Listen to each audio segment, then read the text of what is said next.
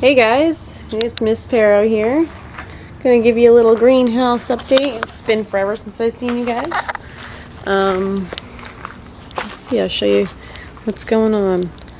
I probably should have done this tour before I did some harvesting. You can see there's some tomatoes in our basket, a little Roma, and some beefsteak ones. But this is our shady side too, actually. These guys are getting ready to do round 2 and more.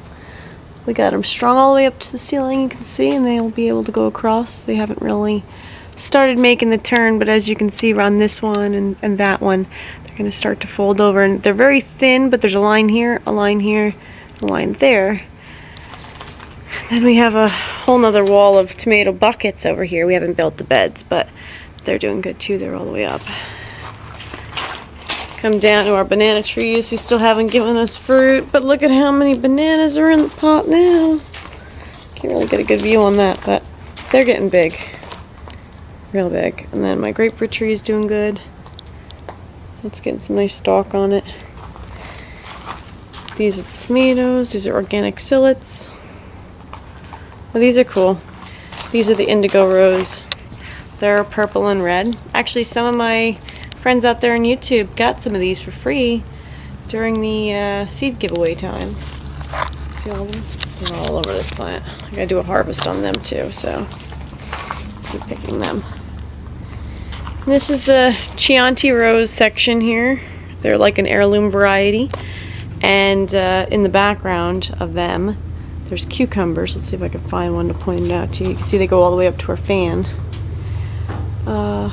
They work well planting the cucumbers behind because then they grow up and the tomatoes tend to stay lower. Here's a monster. I actually got to probably take that one off for seed. I'll save seed out of that one. It's got a little yellow.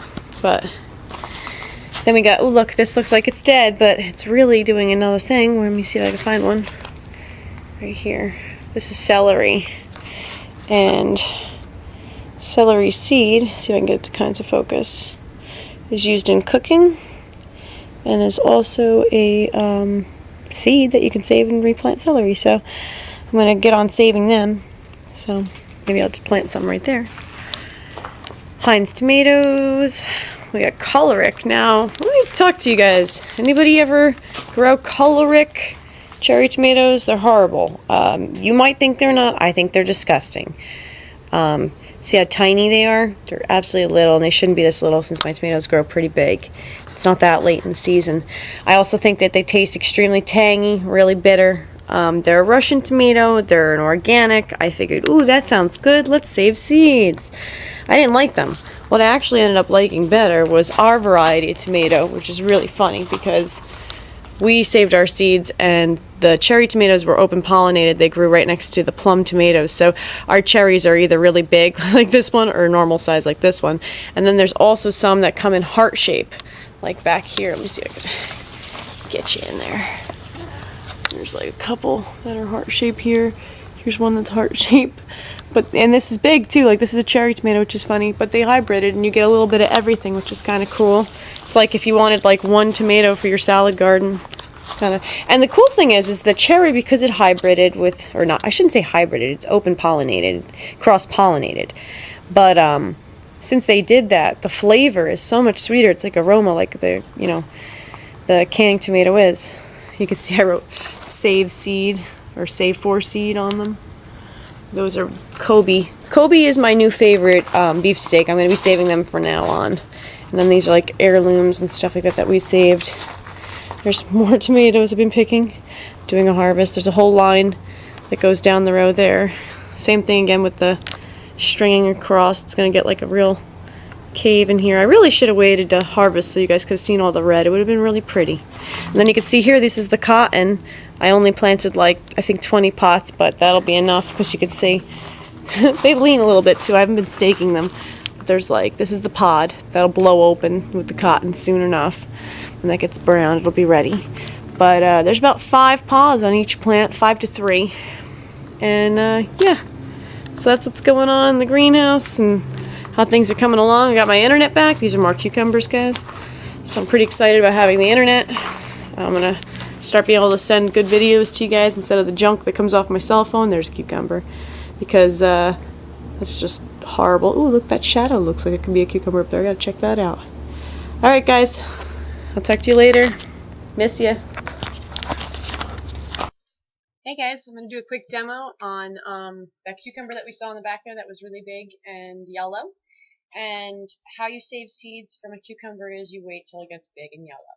Yellow means it's tapped out, it's gone into the mode to tell itself stop making fruit, start making seed. So we're going to cut this open. I'm going to try and score the outside of the flesh, and we're going to pop it open. I'm going to scoop this out and we're going to put it in a jar, because that's how you do it with tomatoes, and apparently you do the same thing with cucumbers. So we're going to go ahead and do that. I'm going to pull you guys closer so you can get a better view. Alright guys, I'm going to hope for the best. I can't really see this, but I'm hoping you can. Just going to score this.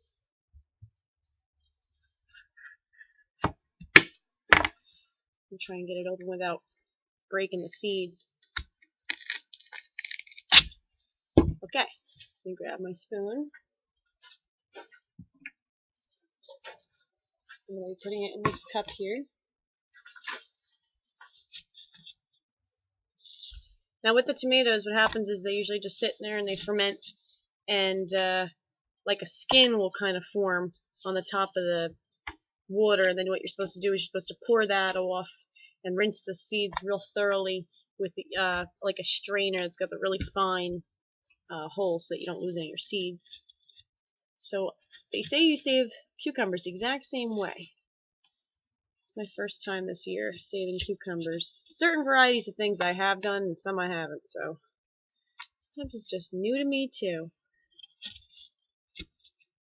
The whole focus is to save some more money, because the farm is leaning more towards doing Christmas tree farming and less organic farming, so we're going to have to start saving our own seeds if we want to have them, because seed purchases are probably going to get cut from the agenda next year. So, okay, we have all of our seeds.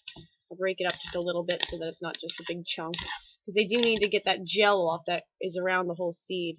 I don't know if I can show you guys this if you're seeing it properly or not, but there's a little gel film around the entire seed case. That's what's going to rot off. So we do that.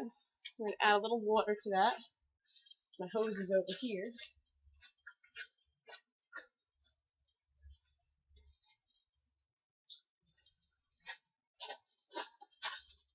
Okay, so there's water in there.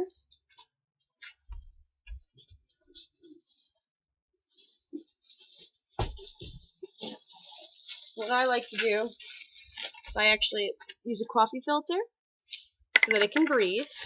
But what I do is I write the top portion what the variety was. This was straight 8, so I'm just going to make a figure 8 and they're a slicer.